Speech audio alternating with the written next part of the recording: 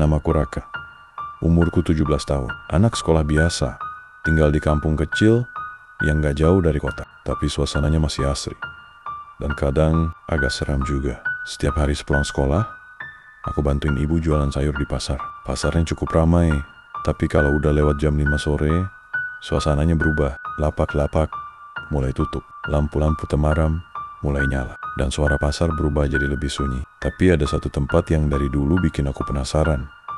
Ujung pasar, deket pohon beringin gede, yang katanya udah berdiri dari zaman Belanda. Orang-orang sini nyebutnya pasar keramat. Pasarnya sama kayak yang lain, cuman bedanya sepi, gak ada yang jualan di situ. Lapak-lapaknya udah berkarat, kayunya lapuk, kain tenda sobek-sobek. Tapi ada satu hal yang paling mencolok, sebuah boneka tua yang digantung di salah satu tiang lapak. Sejak kecil, ibu selalu wanti-wanti, "Nak, jangan pernah deket-deket ke ujung pasar itu ya. Apalagi lihat-lihat boneka yang digantung di sana. Itu bukan mainan, itu titipan." Waktu kecil, aku sih nurut aja. Tapi makin gede, rasa penasaran makin besar. Apalagi teman-teman suka ngomongin soal boneka arwah yang suka senyum sendiri kalau malam. Sampai akhirnya rasa penasaran itu gak bisa aku tahan lagi. Malam itu, pas malam Jumat Kliwon, ibu nyuruh aku nganterin pesanan sayur ke lapak Bu Yati. Nah, lapaknya Bu Yati ini deket banget sama area yang dibilang angker itu. Jam di ponselku nunjukin jam 17:46.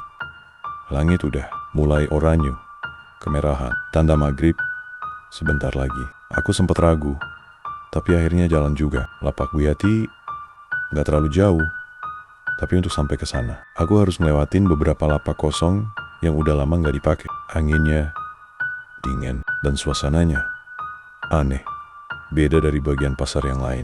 Hening, kayak semua suara tiba-tiba hilang. Pas abis nganterin pesanan dan dapat uang kembalian, aku iseng lihat ke arah ujung lapak kosong, dan di sanalah aku lihat dia, boneka tua itu, digantung di tiang kayu yang udah retak. Badannya kecil, mungkin sebesar bayi, pakai kebaya merah tua, kusam, dan sobek-sobek. Rambutnya dari benang wol hitam yang udah kusut. Wajahnya pudar, tapi masih kelihatan detail matanya. Matanya dari kaca bening, nggak kayak boneka biasa, lebih mirip mata manusia yang beku. Aku berdiri diam, pandanganku ketahan di situ. Entah kenapa, tubuhku nggak bisa diajak gerak. Kayak ada yang nyuruh aku untuk melihat lebih dekat. Mulut boneka itu setengah terbuka, kayak lagi mau ngomong. Dan tiba-tiba matanya bergerak sedikit. Tapi aku yakin banget bola matanya tadi ngarah ke kanan, terus ke arahku. Dia ngelihat aku, bukan cuma matanya, tapi auranya. Kayak dia tahu siapa aku, dan sejak detik itu dia milih aku. Bulu kuduku langsung berdiri semua. Tanpa mikir panjang, aku langsung muter balik dan lari kecil ke lapak ibu.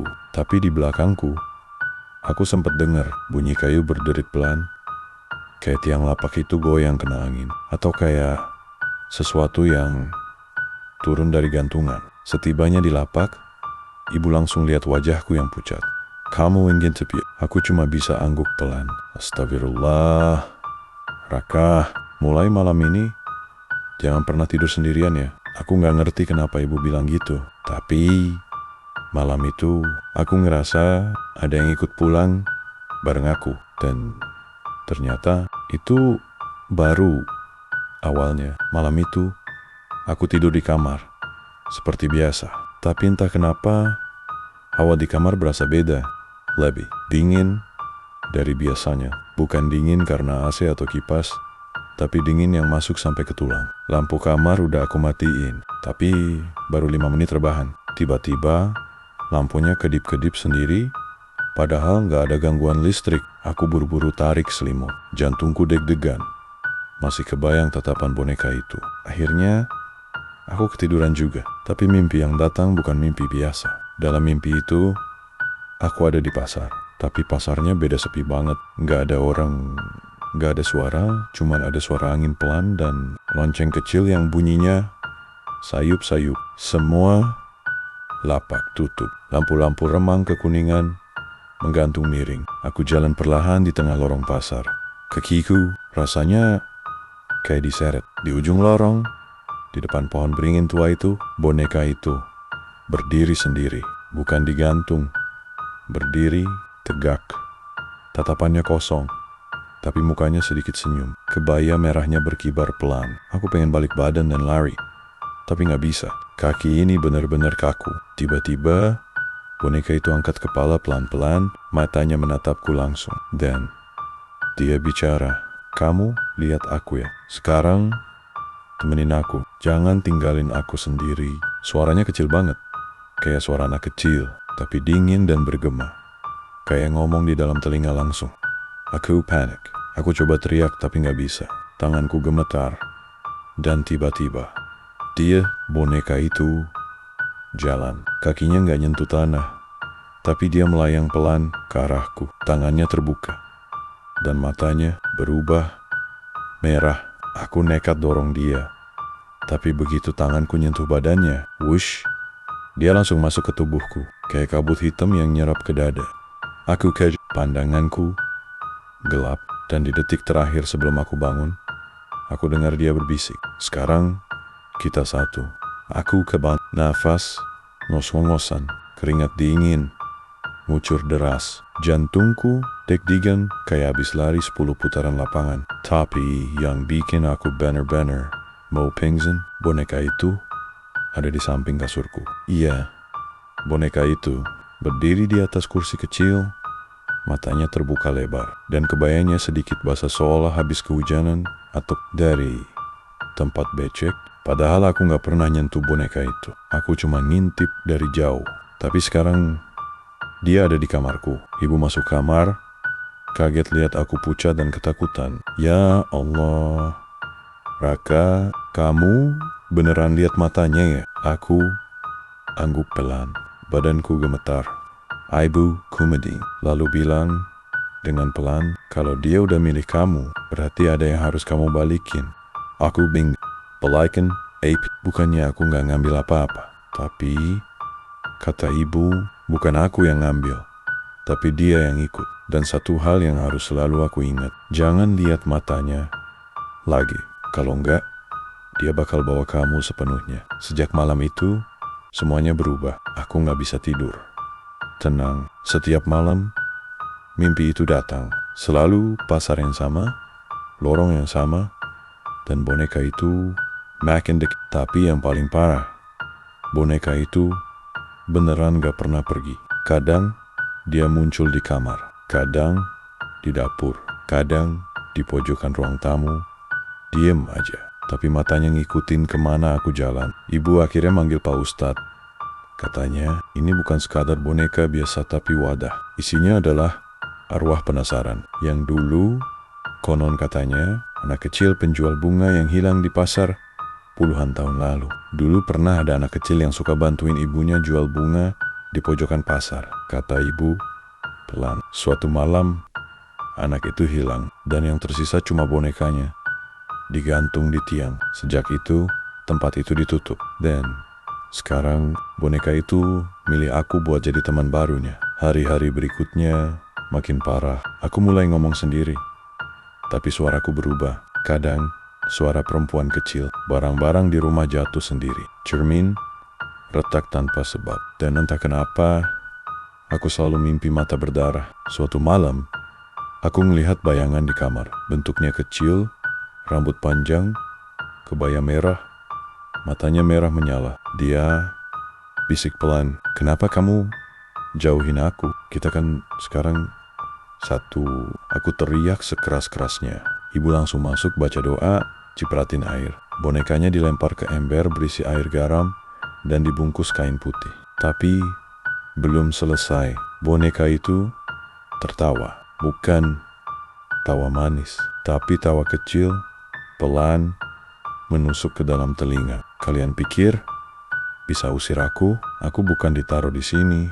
Aku dipanggil. Ibu akhirnya cerita semuanya.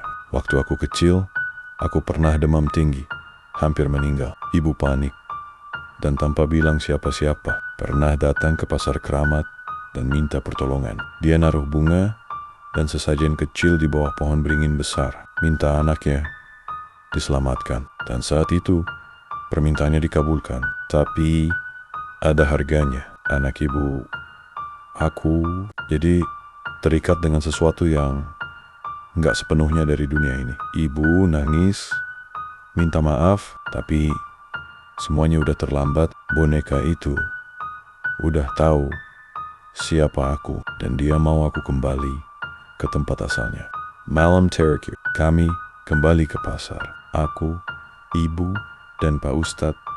Tengah malam, Jumat Kliwon, kami bawa boneka itu dan jalan ke lapak tua dekat pohon beringin. Suasananya sunyi banget. Angin berhenti. Udara dan seolah semua waktu berhenti di situ. Pak Ustadz mulai bacain doa. Air zam-zam disiram ke boneka dan tanah. Tiba-tiba tanah bergetar pelan. Lampu jalan mati satu persatu. Dan suara jeritan kecil terdengar dari bawah pohon. Aku mau tetap bersama Dea. Boneka itu melayang dari tangan Pak Ustadz. Matanya merah terang. Mulutnya terbuka lebar dan dari dalamnya keluar asap hitam berbentuk anak kecil. Rambut panjang, mata kosong, kulit pucat. Dia melayang ke arahku. Tapi ibu langsung peluk aku dan berteriak, "Ambil aku aja. Jangan anakku." Tapi arwah itu berhenti, menatap kami berdua. Lalu perlahan dia mulai menangis. Tangisnya lirih, kayak anak kecil yang kangen ibunya. Dia bilang, "Pelan, aku cuma pengen ditemenin. Aku sendirian." Dari dulu, Pak Ustadz menunduk, lalu berkata lembut, "Kalau kamu mau tenang, jangan paksa orang lain ikut. Biar kami doakan kamu pulang ke tempat yang lebih baik." Perlahan, asap itu mulai melebur ke udara. Boneka itu jatuh ke tanah, kering, dan warnanya pudar, seperti debu. Dan semuanya hening. Epilog. Satu mata masih terbuka. Sejak malam itu, hidup kami perlahan kembali normal. Tapi aku tahu, aku gak sepenuhnya sendiri. Kadang, aku masih mimpi duduk di pasar malam. Kadang, aku dengar suara tawa kecil dari bawah pohon. Dan kadang, aku merasa ada yang lihat dari pojok kamarku. Karena satu hal gak pernah berubah. Boneka itu masih ada satu matanya yang gak mau tertutup. Jangan lupa pencet tombol like, subscribe, dan loncengnya agar tidak ketinggalan video terbaru dariku.